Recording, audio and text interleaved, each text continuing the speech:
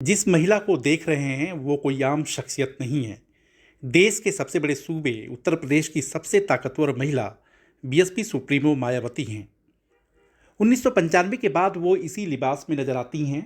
आपके मन में सवाल उठता भी होगा कि आखिर ऐसा क्यों है। क्या मायावती ने मर्जी से इस लिबास में रहना पसंद किया या वजह कुछ और। लेकिन उससे पहले यूपी की सत्ता पर वो कैसे काबिज हुई थी, उसे जानना भी दिलचस्प है। 1980 के दशक में गली गांव कस्बे में समाज के उन तबकों में जोश भरा जो दबे कुचले थे। लोग इन्हें बहन जी कहने लगे थे।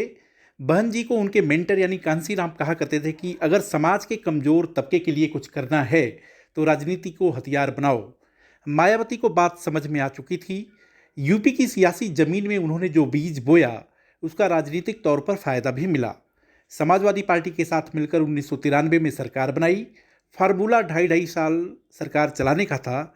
मौका पहले समाजवादी पार्टी के मुलायम सिंह को मिला। समझौते के तहत जब गद्दी छोड़ने की बारी आई तो लखनऊ में एक कांड हुआ जिसे देश और दुनिया स्टेट गेस्ट हाउस कांड के नाम से जानती है। तारीख थी 2 जून 1995। जाहिर सी बात है कि गर्मी अपने चरम पर। वहीं लखनऊ का सियासी तापमान भी इस कदर चढ़ चुका था कि उस महिला के जान पर बन आई जिसके समर्थन से सूबे में मुलायम सिंह यादव की सरकार चल रही थी।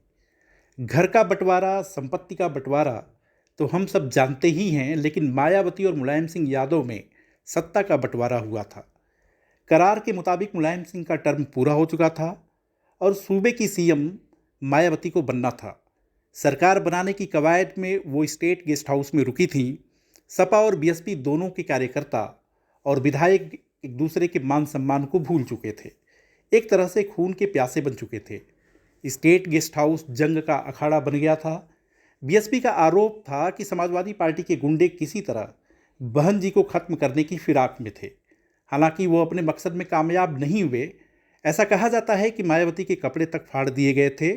स्टेट गेस्ट हाउस कांड वाले दिन उन्होंने साड़ी पहनी थी या सूट, पुख्ता जानकारी नहीं है, लेकिन उस घटना के बाद से ही मायावती को देश और दुनिया सूट में देखने लगी। पीछे सच्चाई क्या है, आज भी रहस्य के चादर में लिपटा हुआ है। बीएसपी सुप्रीमो मायावती से ना कोई कभी सवाल किया और ना ही उन्होंने कभी इस विषय पर कुछ बोला। आप क्या पहनते हैं, क्या खाते हैं, किसी भी शख्सियत का व्यक्तिगत मामला होता है, लेकिन जब आप पब्लिक फिगर बन जाते हैं तो अपना व्यक्तिगत कुछ भी नहीं रह जाता।